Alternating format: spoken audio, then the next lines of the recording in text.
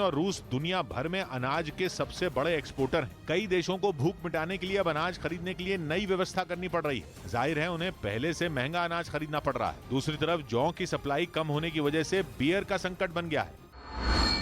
क्योंकि बियर बनाने वाली दुनिया की बहुत सारी कंपनियां जौ के लिए यूक्रेन और रूस पर ही निर्भर हैं। जंग की वजह से उन्हें जौ नहीं मिल रही और जहां से भी उन्हें जौ मिल रही है वो पहले से कहीं ज्यादा ऊंचे दामों पर मिल रही है। यही वजह है कि बियर के दाम दुनिया भर में बढ़ने तय हैं।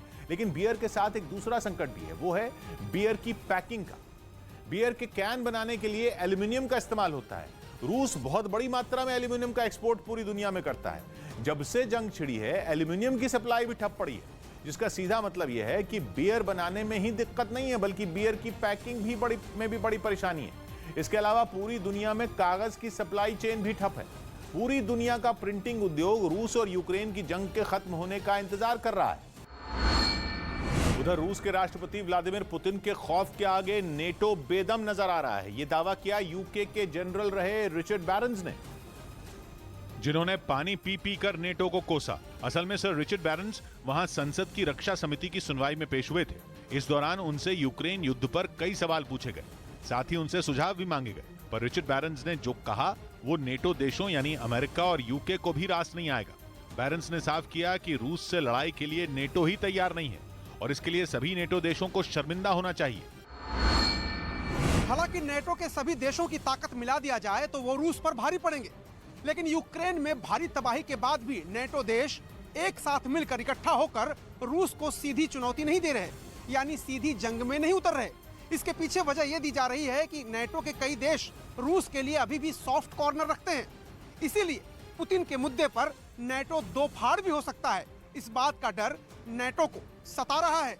इतना ही नहीं, उन्होंने नेटो को अब नए तरीके से रणनीति तैयार करने की सलाह दी। रिचर्ड बैरन्स की इन बातों को हल्के में नहीं लिया जा सकता, क्योंकि वो ब्रिटिश आर्मी से रिटायर होने से पहले इराक और अफगानिस्तान समेत कई जंग में अहम भूमिका निभा चुके हैं। इसके अलावा वो नेटो में भी अहम पदों पर रह चुके हैं। इस बीच यूक्रेन की जंग में जर्मनी बुरी तरह से फंस गया है। ना तो वो रूस के साथ खड़ा हो पा रहा है और ना ही रूस के खिलाफ कोई कड़े कदम उठाने की हिम्मत कर पा रहा है। नतीजा ये हो रहा है कि जर्मनी को यूक्रेन और अमेरिका दोनों ही पुतिन का सहयोगी मानने लगे। ऊपर से जर्मनी के चांसलर ओलाफ शॉल्ज का उनके ही देश में विरोध होने लगा है। सबसे ज्यादा तो ओलाफ अपने ताजा बयान की वजह से घिर गए। असल में इस बार उन्होंने यूक्रेन को दो टूक कह दिया कि और हथियार देना मुमकिन नहीं है। पिछले कुछ दिनों से सोशल मीडिया पर यूक्रेन बड़े पैमाने पर कैंपेन चला रहा है। कैंपेन का मकसद यूरोप समेत पूरी दुनिया पर दबाव बनाना है। दबाव इसलिए ताकि रूस से व्यापार बंद किया जाए और खास तौर पर रूस के तेल और गैस से हाथ खींचे जाएं। यूक्रेन इस बार अमेरिका और यूरोप से ज्यादा हथियारों की मांग भी कर रहा है, लेकिन जर्मनी ने यूक्रेन की मांग को सिरे से खारिज कर दिया। और जर्मनी के चांसलर ने साफ कहा कि वो अपनी फौज के इस्तेमाल वाले जितने हथियार यूक्रेन को दे सकते थे वो दे चुके हैं। अब और हथियार देना मुमकिन नहीं है। दूसरी तरफ उन्होंने नेटो का रुख भी साफ किया। उन्होंने दोहराया कि यूक्रेन की जंग में नेटो शामिल नहीं होगा। उनकी दोनों ही बातें यूक्रेन को चुभने वाली थी। यूक्रेन ही नहीं, यूरोप के बाकी देशों और अमेरिका को भी ये तल्ख बयान चुभ गया। सवाल उठने लगे कि क्या इस जंग के बीच जर्मनी केवल रूस से अपनी दोस्ती निभा रहा है? असल में इसकी जड़ में जर्मनी और रूस के बीच की तेल और गैस की डील भी है। जंग की शुरुआत से ही जर्मनी ने रूस को लेकर के कठोर रुख नहीं दिखाया। इसके पीछे की वजह है गैस। रूस से मिलने वाली गैस को जर्मनी की लाइफलाइन कहा जाता है। यही वजह है कि जर्मनी के अंदर कुछ लोग विरोध करें या फिर पश्चिमी देश, जर्मनी अब तक रूस को लेकर कठोर रुख नहीं दिखा सका। जंग शुरू होने से कुछ दिन पहले भी जर्मनी के चांसलर ने पहले कीव और फिर मॉस्को का दौरा किया था। दोनों देशों के नेताओं को समझा बुझाकर जंग से बचने की नसीहत दी थी, लेकिन जंग को टाला नहीं जा सका। दूसरी तरफ जर्मनी के कारोबारी रिश्तों में जंग के बाद कोई खास बदलाव नहीं आया। हालांकि नॉर्ड स्ट्रीम 2 प्रोजेक्ट पर रोक जरूर लगी, लेकिन माना जा रहा है कि नॉर्ड स्ट्रीम 2 पाइपलाइन तो बनकर तैयार है। जब भी हालात बेहतर होंगे जर्मनी उस पाइपलाइन के जरिए रूस से गैस मंगवा सकेगा। लेकिन अभी तक जितना कारोबार रूस और जर्मनी के बीच हो रहा था उसमें प्रतिबंधों के बावजूद कोई खास बदलाव नहीं हुआ। रूस से आने वाली कुछ चीजों पर जर्मनी ने बैन भी लगाया, लेकिन तेल और गैस की ऊंची कीमतों ने इंपोर्ट का बिल कम नहीं होने दिया। दावा है कि जर्मनी मोटे तौर पर 3 देशों से नेचुरल गैस मंगवाता है। इनमें रूस के अलावा नॉर्वे और हॉलैंड शामिल है। लेकिन 55% नेचुरल गैस की सप्लाई अकेले रूस से होती है, 31% नॉर्वे से और महज 13% हॉलैंड से। नॉर्वे और हॉलैंड के पास इतनी गैस नहीं है कि ये दोनों देश रूस की भरपाई कर पाए। हालांकि जर्मनी के कुछ अधिकारी पिछले कुछ वक्त से रूस की गैस का विकल्प जल्द ढूंढने का दावा कर रहे हैं, जिनमें सबसे बड़ा नाम कतर का। माना जा रहा है कि कतर से नेचुरल गैस खरीदने के लिए जर्मनी लगातार बात कर रहा है। लेकिन ये बातचीत अब तक किसी नतीजे पर नहीं पहुंची है, बल्कि दावा तो ये किया जा रहा है कि अगर डील हो भी गई तो कतर से जर्मनी तक गैस पहुंचाने का रूट बनाने में ही सालों लग जाएंगे। मतलब साफ है कि तब तक रूस से नेचुरल गैस की सप्लाई बेरोक होती रहेगी।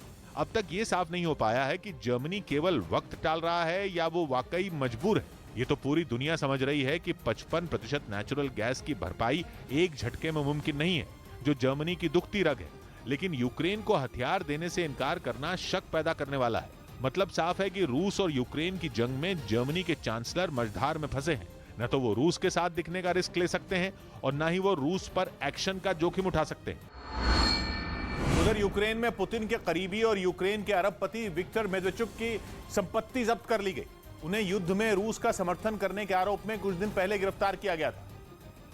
और अब यूक्रेन सरकार ने उनकी करोड़ों की संपत्ति को भी जब्त कर लिया। इस काम के लिए कई पुलिस वाले कीव में उनके मकान के अंदर दाखिल होते दिखे, जिसके बाद वो वहां रखी पेटियों को खंगालते नजर आए। इस तलाशी अभियान के दौरान कई चौंकाने वाली चीजें भी उनके हाथ लगी, जिनमें कीमती घड़ियां, ऐतिहासिक कलाकृतियां और महंगे कपड़े भी शामिल थे। Провели ряд процесуальних заходів на території Києва та Київської області. इसके बाद कुछ पुलिस वाले इस मकान के पिछले हिस्से की तरफ बढ़ते दिखे। वहां उन्हें पुरानी रेलगाड़ी का लग्जरी डिब्बा नजर आया और जैसे ही वो इसके अंदर दाखिल हुए उनकी आंखें फटी की फटी रह गईं, क्योंकि ट्रेन का ये डिब्बा किसी आलीशान महल से कम नहीं था। इसमें महंगा फर्नीचर लगा हुआ दिखा। इसके अलावा इसे खूबसूरत लाइटों से सजाया गया था। असल में यूक्रेन के कारोबारी विक्टर मेदवेचुक को वहाँ के सबसे धनी लोगों में एक माना जाता है। साथ ही उन्हें उन लोगों में गिना जाता है जिन्हें पुतिन अपना खास दोस्त मानते हैं, मगर अब उन्हें पुतिन की ये दोस्ती भारी पड़ती दिख रही है।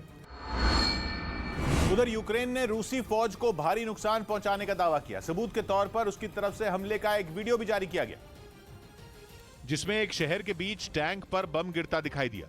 जैसे ही आसमान से टारगेट कर निशाना लगाया गया, टैंक के परखचे उड़ गए और वो देखते ही देखते आग की लपटों के बीच घिर गया।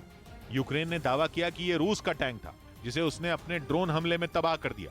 यही नहीं, यूक्रेन की फौज ने मैदान में खड़े एक दूसरे टैंक को भी अपने निशाने पर लिया और फिर उस पर बम बरसाए। बताया गया कि रूस का यह टैंक छिपकर हमला करने की फिराक में था, लेकिन तभी उसे ध्वस्त कर दिया गया। बम गिरते ही जोरदार धमाके के साथ तेज रोशनी निकली और चारों तरफ धुएं का गुबार छा गया। ड्रोन की मदद से सामने आई तस्वीरों में दिखा कि किस तरह से चुन चुनकर टैंकों को तबाह किया गया। यूक्रेन ने दावा किया कि उसने जंगल, मैदान और सड़क पर कई रूसी टैंकों को बर्बाद कर दिया। हालांकि अब तक रूस और यूक्रेन की जंग में परमाणु बम का इस्तेमाल होने की अटकलें लगाई जाती रहीं, लेकिन पहली बार कुछ ऐसे कारण सामने आए हैं जिनकी वजह से अब इस जंग में परमाणु बम का इस्तेमाल नहीं होगा। जिसके पीछे सबसे बड़ी वजह है परमाणु बम गिराने का नतीजा। यूक्रेन में चल रही जंग को पुतिन ने अब तक सिर्फ स्पेशल ऑपरेशन का नाम दिया है। रूस अभी तक इसे बड़े पैमाने पर चल रही जंग नहीं बता रहा। हालांकि जंग में भारी भरकम मिसाइलें और रूस के सबसे घातक जंगी जहाज तक मोर्चे पर तैनात किए गए हैं। बड़े पैमाने पर तबाही मची है और शहर के शहर खंडहर में बदल चुके हैं, लेकिन रूस इसे जंग मानने को तैयार नहीं है। ऊपर से मारियोपोल और बुचा की तस्वीरें रूस की छवि को नुकसान पहुंचाने वाली हैं। माना जा रहा है कि इंटरनेशनल कोर्ट ऑफ जस्टिस में भी इन दोनों शहरों की घटनाएं पुतिन की मुश्किलें बढ़ाएंगी। इसीलिए पहले रूस ने कहा था कि परमाणु बम का इस्तेमाल केवल तब होगा जब रूस के वजूद पर खतरा हो। उसी वक्त खबरें ये भी आती रहीं कि परमाणु बम बरसाने वाले विमानों को यूक्रेन की तरफ भेज दिया गया है। खबरें ये भी आई कि पुतिन यूक्रेन पर कम ताकत वाले परमाणु बमों से हमले की योजना बना रहे हैं। ये ऐसे बम होते हैं जो किसी एक शहर को या 5 से 6 किलोमीटर के दायरे में फैले शहर को तबाह करने के मकसद से गिराए जाते हैं। लेकिन खतरा यह है कि इस तरह के बम गिराने के बावजूद रूस इस जंग को खत्म नहीं कर पाएगा, क्योंकि काफी माथापच्ची के बाद भी पुतिन के सलाहकार कोई ऐसी जगह नहीं चुन पाए हैं जिस पर हमला करने से जंग को खत्म किया जा सके। ऐसे टारगेट तय करने की कोशिश भी हुई तो उन जगहों की गिनती दर्जनों में पहुंच गई जिन पर एक साथ बम गिराने से जंग खत्म होती है। इसमें भी जोखिम ज्यादा है। जोखिम यह कि तबाही तो बहुत बड़े पैमाने पर होगी, जिसके लिए रूस को लंबे वक्त तक जिम्मेदार ठहराया जाएगा। बल्कि इतिहास की इस घटना की तुलना हिरोशिमा और नागासाकी से होने लगेगी। लेकिन अगर यूक्रेन की जंग उन हमलों के बाद भी खत्म नहीं हुई तो रूस के लिए फजीहत बढ़ जाएगी। करीब 2 महीने से चल रही जंग के खत्म न होने पर रूस के पास देने को अब तक तो सफाई है, लेकिन अगर परमाणु बम गिराने के बाद भी नतीजा नहीं निकला तो सुपर पावर रूस की ताकत ही सवालों के घेरे में आ जाएगी। ऊपर से जंग में नेटो और अमेरिका शामिल हो जाएंगे वो अलग। मतलब ये कि पुतिन को तलाश है यूक्रेन के 5-6 किलोमीटर वाले कुछ ऐसे टारगेट की जिनका खात्मा होते ही जंग खत्म हो जाए। अगर ये टारगेट न मिले तो परमाणु बम गिराने से पुतिन को फायदा कम और नुकसान ज्यादा होगा।